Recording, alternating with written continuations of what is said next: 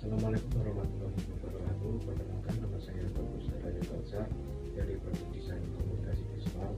Di sini saya akan menjelaskan asal-usul desain berada di Kabupaten Semarang, yaitu Desa Lango.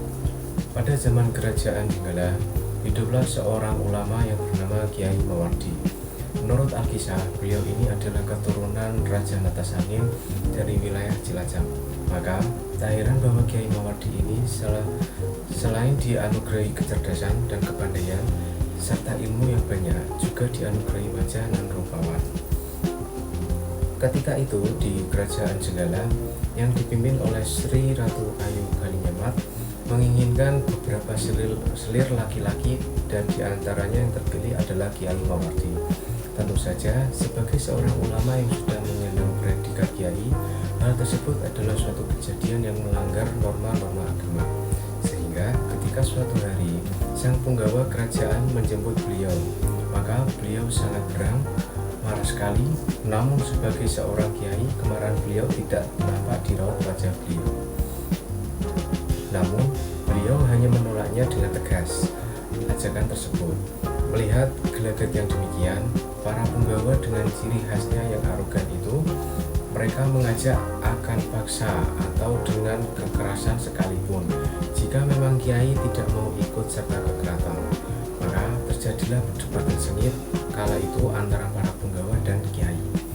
Mawardi akhirnya pada suatu kesimpulan bahwa Kiai Mawardi mau ikut apabila para punggawa sanggup membendung sungai yang terdapat di dekat langgar beliau dalam waktu 1 malam.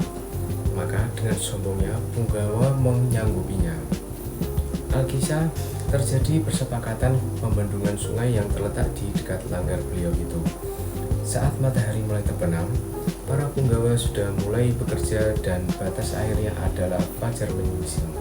Hasilnya baru sampai jam 3, malah ternyata pekerjaan bendungan itu hampir selesai. Maka bingunglah Kiai. Maka ia pergi ke rumah kakak perempuannya yang bernama Nyai Lembah, yang rumahnya tidak jauh dari rumah beliau. Kemudian diceritakan kejadian itu, dan kakaknya memberi saran padanya untuk membuat tipu muslihat. Namun beliau tidak mau.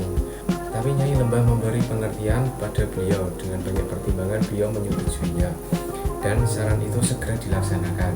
Nyai Lembah membangunkan semua warga yang sebenarnya memang tidak bisa tidur nyenyak karena kejadian tersebut. Kemudian Nyai Lembah mengutuskan kepada semua warga untuk membantunya agar dapat menyelamatkan Kiai Mawardi. Mereka langsung disuruh untuk membuat padi dan menjemur kapas. Kebetulan di daerah tersebut sebagai panen kapas. Dengan kejadian itu, para punggawa mengira fajar telah menyingsing. Dengan murka, mereka menjebol dan merusak bendungan yang hampir selesai itu. Lalu air sungai itu menerpa mereka, dan mereka beramai-ramai berenang ke tepian. Karena saking banyaknya orang-orang yang berenang, dan renang-renang dalam bahasa Jawa disebut sebagai wangi atau belalangan. Maka sampai sekarang tempat tersebut disebut sebagai Desa Lango. Sampai sekarang pun petilasan Punden Langgar, sungai dan tanah bekas bendungan pun semua masih ada di Desa Lango.